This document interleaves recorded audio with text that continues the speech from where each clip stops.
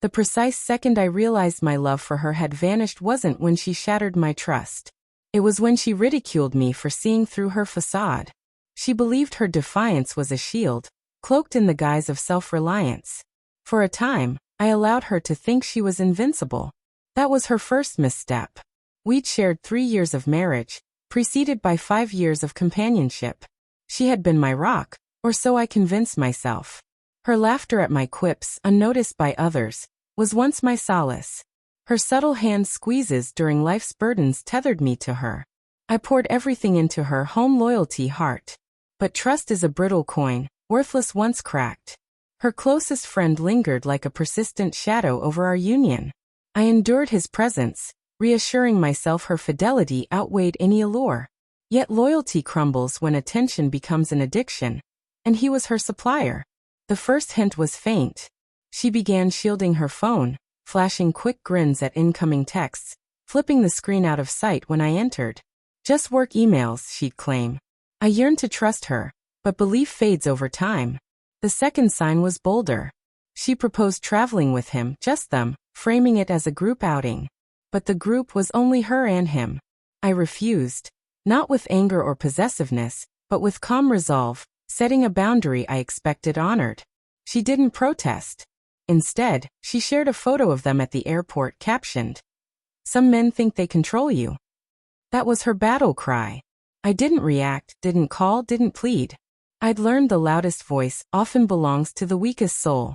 Quietly, I updated my status to single, scheduled a consultation with my attorney, froze our shared accounts, and canceled the marriage license renewal she hadn't even noticed was due. As she boarded her plane, she was still a wife. When she landed, she was without a home, funds, or husband. Upon her return, I wasn't waiting at the airport or in our house. Silence greeted her instead. My belongings were gone from the closet, keys rested on the counter, and divorce papers sat on the table, her name neatly typed. Her calls poured in, I ignored them. Her texts shifted from bewilderment to desperation to rage. "You're overreacting. It was just a trip. You're pitiful." I remained silent. Silence, I found, carries more weight than screams. But retribution isn't merely about departure. It's about precision. While she boasted of her liberty online, I collected evidence. Screenshots, emails, bank records showing she diverted funds for their shared getaways, even hotel reservations in both their names. She thought she'd concealed her tracks. She forgot my work in finance taught me to read numbers like narratives. Every digit led to her deception's grim conclusion.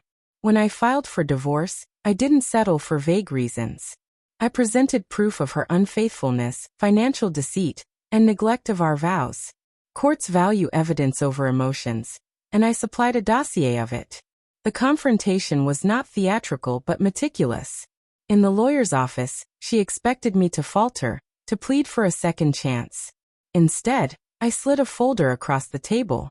Her expression collapsed as she paged through her own damning words, receipts, and photos she thought were hidden. Her attorney whispered something that made her slump further. She knew then she couldn't win. The aftermath was breathtaking. Her friend vanished the moment legal troubles loomed.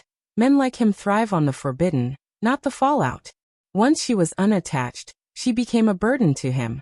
Her family, who cherished me, sided with me, condemning her hubris and public disdain. Their disappointment spoke louder than any gloating I could have done. On social media, she tried to rewrite the narrative, painting me as domineering, paranoid, toxic. But evidence resists distortion. I shared just one post, her "Some men think they control you" caption alongside her flight confirmation with his name. The internet took care of the rest. Her reputation unraveled. Friends murmured behind her back. Her workplace began scrutinizing her conduct. And I, the quiet, methodical one, emerged unscathed. Yet the truest victory wasn't legal or monetary. It was the night she appeared at my new apartment, eyes swollen, makeup streaked, voice trembling. She pleaded for a conversation, admitted her error, called me the love of her life. I let her inside, listened as she unraveled. When she finally asked, "Can we mend this?" I rose, opened the door, and said, "No. I don't repair what's broken beyond use. I discard it." Then I closed the door. People ask if I regret it, if I miss her. Honestly, no. I grieved the woman I thought I'd vowed to cherish. She vanished the moment she chose public scorn over quiet respect. The person she became, the one who deceived, mocked, and underestimated me, earned her consequences.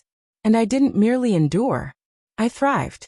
A fresh start, a fortified resolve, a reputation for calm precision.